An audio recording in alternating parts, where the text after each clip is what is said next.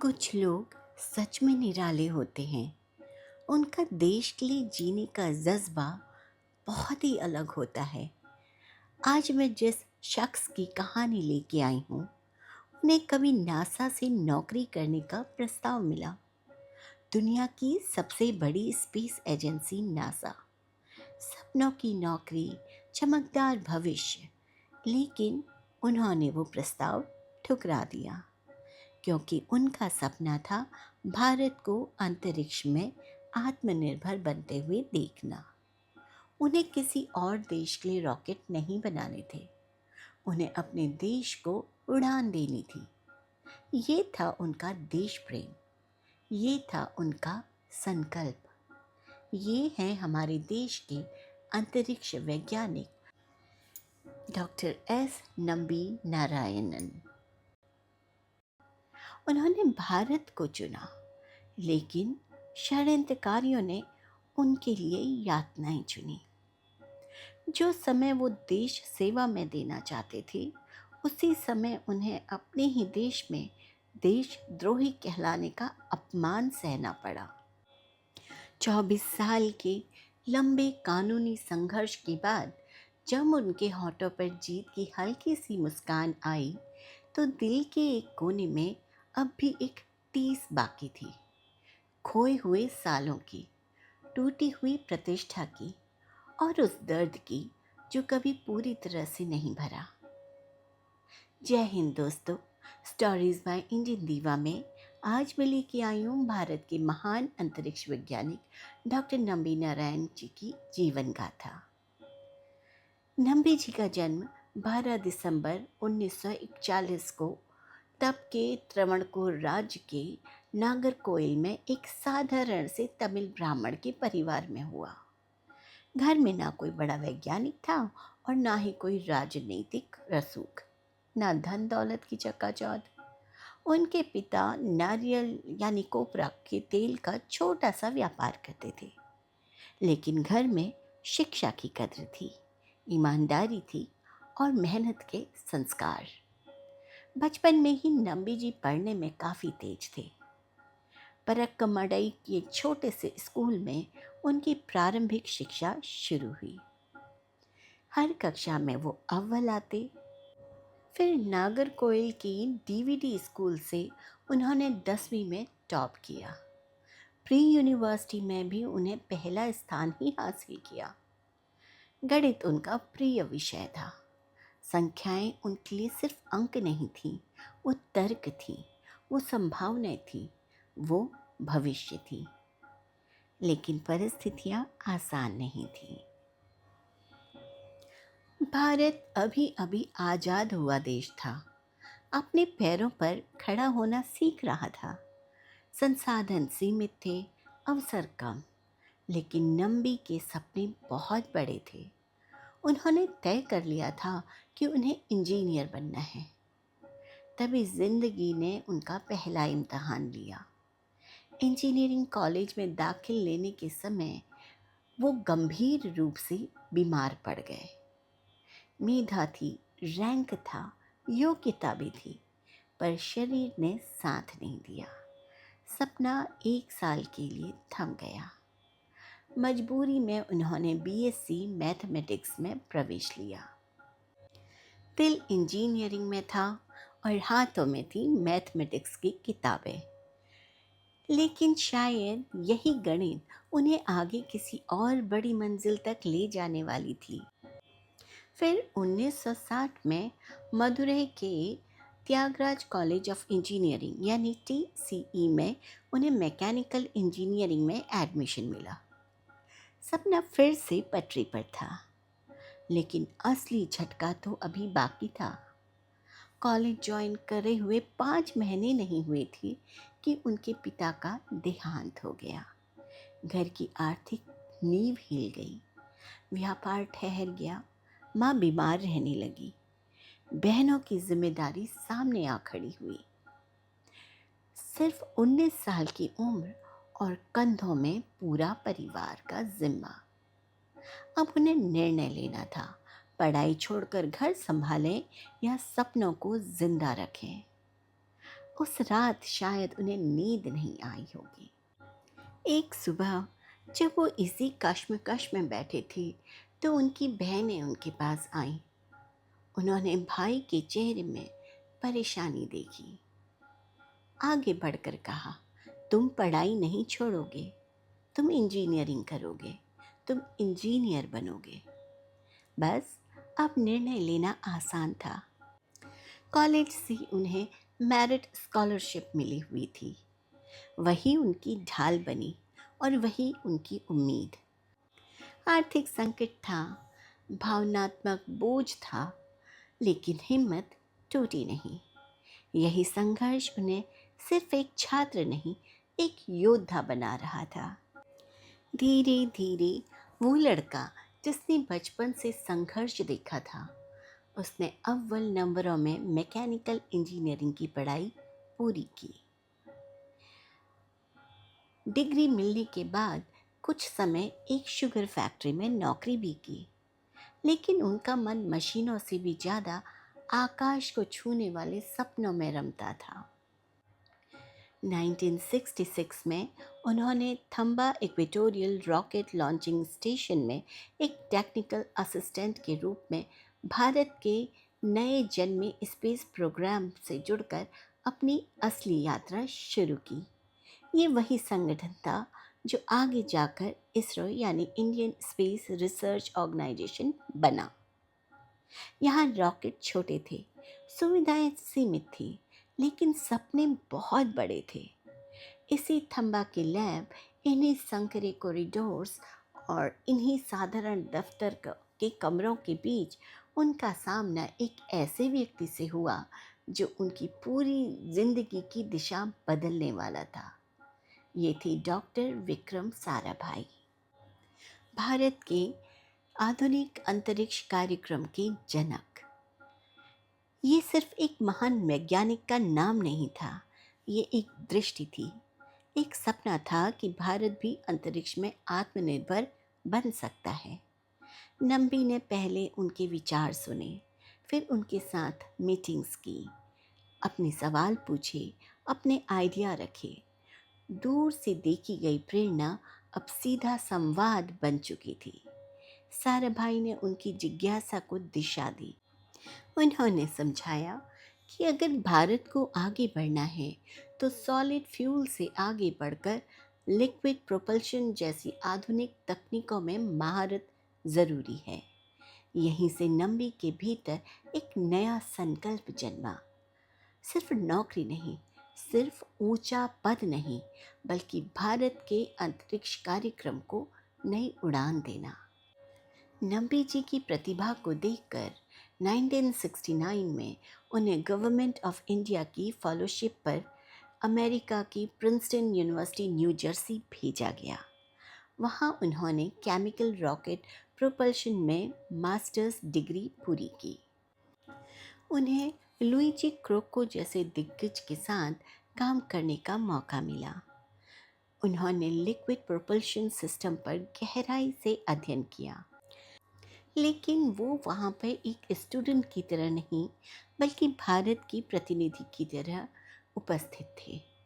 उनकी प्रतिभा से प्रभावित होकर उन्हें अमेरिका में काम करने का अवसर मिला। नासा ने उन्हें जॉब ऑफर किया। उनके सामने एक सुनहरा भविष्य था। सोचिए, विश्व स्तरीय सुविधाएं, असीम संसाधन, सुरक्षित और समृद्ध कैरियर।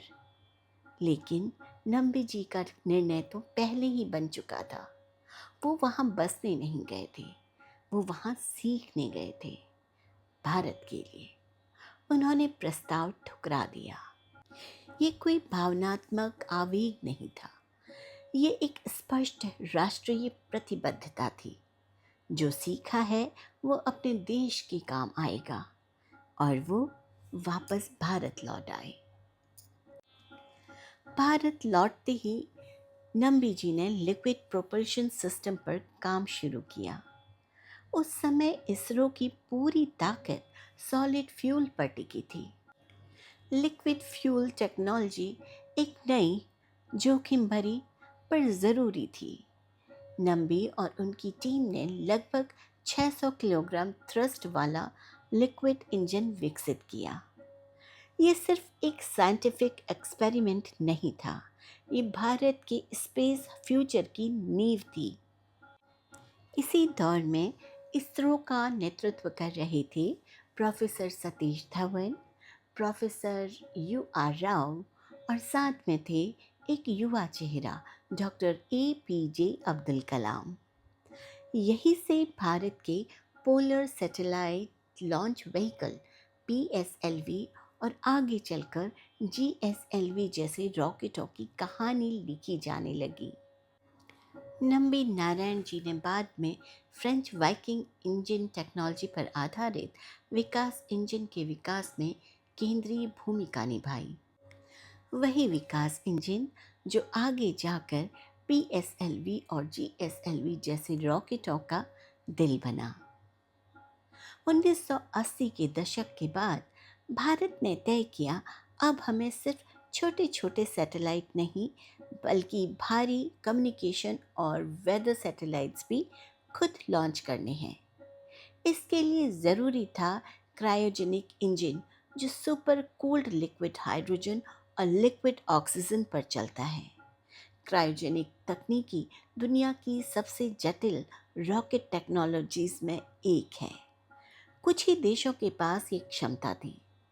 भारत ने रूस के साथ टेक्नोलॉजी ट्रांसफ़र एग्रीमेंट किया, यानी सिर्फ इंजन खरीदना नहीं, पूरी क्रायोजेनिक टेक्नोलॉजी सीखना। ये बात दुनिया की कुछ बड़ी ताकतों को खटक गई।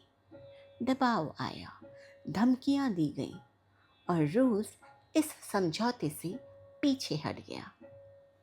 लेकिन नंबी और उनकी टीम ने हार नहीं मानी। उन्होंने ठान लिया, अगर कोई हमें तकनीकी नहीं देगा तो हम खुद बनाएंगे। भारत आत्मनिर्भरता की सबसे साहसी राह पर कदम रख चुका था और ठीक इसी समय 1994 में एक ऐसा प्रहार हुआ जिसने न सिर्फ एक इंसान बल्कि पूरे देश के वैज्ञानिक आत्मविश्वास को झकझोर दिया। केरल में अचानक एक जासूसी कांड की खबर फैली। आरोप लगा कि कुछ इसरो वैज्ञानिकों ने क्रायोजेनिक तकनीक से जुड़ी गुप्त जानकारियां विदेशों को बेच दी हैं। नाम उछला डॉक्टर नंबी नारायणन, वो वैज्ञानिक जिसने नासा का प्रस्ताव ठुकराया था, जिसने अपना सारा जीवन भारत की रॉकेट टेक्नोलॉजी के लिए समर्पित किया। उन्हीं पर देशद्रोह का आरोप। उन्हें गिरफ्तार किया गया, कठोर पूछताछ, मानसिक और शारीरिक प्रताड़ना, मीडिया ट्रायल चल पड़ा। अखबारों की सुर्खियां, चीखती हुई हेडलाइन, ताने मारती नजरें। एक झटके में सारों की मेहनत संदेह के घेरे में आ गई। उनका परिवार टूट गया, सम्मान मिट्टी में मिल गया और भारत का क्रायोजेनिक प्रोग्राम गंभीर रूप से पीछे चला गया। उन्होंने लगभग 50 दिन अमानवीय कैद और टॉर्चर झेला। सिर्फ वो नहीं टूटे, उनका परिवार टूटा, उनकी सामाजिक पहचान टूटी। लेकिन सच को सिर्फ देर तक रोका जा सकता है, खत्म नहीं किया जा सकता। CBI की जांच शुरू हुई और धीरे धीरे सच सामने आया। कोई जासूसी नहीं हुई थी, कोई गुप्त दस्तावेज विदेश नहीं बेचे गए थे। पूरा मामला झूठ और मनगढ़ंत आरोपों पे टिका था। 1998 में सुप्रीम कोर्ट ने डॉक्टर नंबी नारायणन को पूरी तरह से निर्दोष घोषित कर दिया। कानून ने कहा तुम अपराधी नहीं हो, लेकिन समाज के जख्म काफी गहरे थे। कोर्ट ने उन्हें सभी आरोपों से बरी किया, लेकिन सम्मान पूरी तरह लौट कर नहीं आया। नंबी जी को इसरो में उनकी असली काम की जगह वापस नहीं बुलाया गया। जहाँ कभी उनके सपने उड़ान भरते थे, वहाँ अब सन्नाटा था। क्रायोजेनिक इंजन का सपना धीरे धीरे फाइलों में सिमट गया। वो हाथ जो विकास इंजन गढ़ते थे, जो ईंधन को आग में बदलते थे, जो रॉकेट को आकाश की ओर धकेलते थे, उन्हीं हाथों को अब कागजों के बीच सीमित कर दिया गया। लैब की जगह एडमिन डेस्क थी, प्रयोगों की जगह औपचारिकताएं थी। 2001 में उन्होंने स्वैच्छिक सेवानिवृत्ति ले ली, लेकिन विज्ञान उनके पद से नहीं जुड़ा था, वो उनके अस्तित्व का हिस्सा था। संस्थाएं उनसे दूर हो सकती थी, लेकिन उनका जुनून नहीं। नम्बी जी की न्याय पाने की ये लड़ाई अभी भी खत्म नहीं हुई थी। साल बीतते गए, कैलेंडर बदलते रहे, एक निर्दोष इंसान की जिंदगी इंतजार में ठहरी रही। लंबी कानूनी लड़ाई के बाद सुप्रीम कोर्ट ने कहा नम्बी जी को 50 लाख का मुआवजा दिया जाए। उनके वकील ने 1 करोड़ की मांग रखी, लेकिन न्याय भी बहुत धीरे चलता है। फैसले के बाद भी कई साल बीत गए। अक्टूबर 2018 में पहला चेक मिला। 2020 में 1 करोड़ 30 लाख और मिले। कुल 1 करोड़ 60 लाख। रकम बड़ी थी। कंपनसेशन के नाम पर मिली ये रकम भले ही बड़ी लगती हो, पर उनकी जिंदगी के खोए 24 साल उससे कहीं बड़े थे। ये पैसे उन 24 वर्षों को वापस नहीं ला सकते थे। ना वो अपमान, ना वो अकेलापन और ना वो संघर्ष। लेकिन फिर भी ये एक शुरुआत थी, एक स्वीकारोक्ति थी कि गलती हुई थी, कि देश ने अपने ही वैज्ञानिक के साथ अन्याय किया था। और कभी कभी सबसे बड़ी जीत शोर से नहीं होती, वो होती है सत्य के शांत सामने आने पर। जेल के 50 दिन और उसके बाद के 24 साल, इनका घाव शायद कभी पूरी तरह नहीं भर सकता, लेकिन नम्बी नारायण ने इन घावों को ही अपनी ताकत बना लिया। उन्होंने अपने जीवन के संघर्ष को शब्दों में भी दर्ज किया।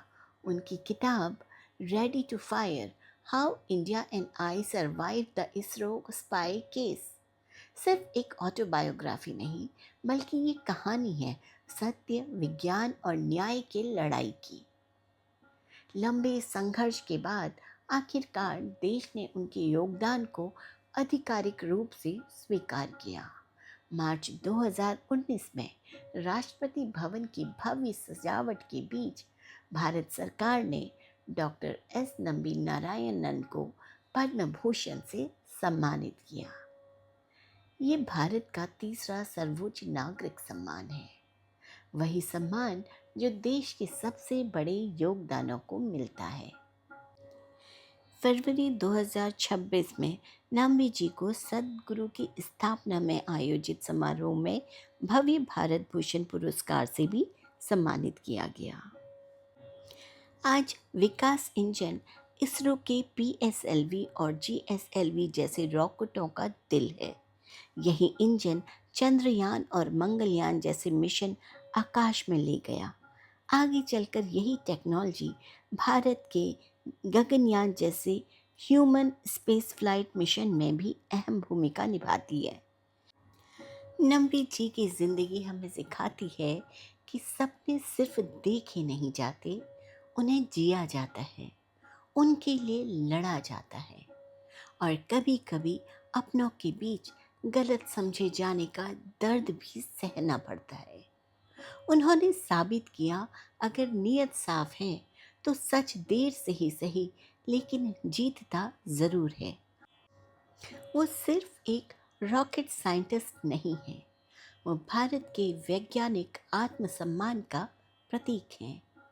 आज जब हम चंद्रयान पर गर्व करते हैं, मंगलयान की सफलता का जश्न मनाते हैं, या फिर गगनयान का सपना देखते हैं, तो कहीं ना कहीं उनके विकास इंजन की धड़कन उसी आकाश में गूंजती है। आज भारत का स्पेस प्रोग्राम दुनिया की अग्रणी अंतरिक्ष शक्तियों में सम्मानजनक स्थान रखता है। ये उपलब्धि अचानक नहीं मिली। इसके पीछे वर्षों की मेहनत, संघर्ष और नंबी नारायणन जैसे वैज्ञानिकों का अडिग संकल्प छिपा है।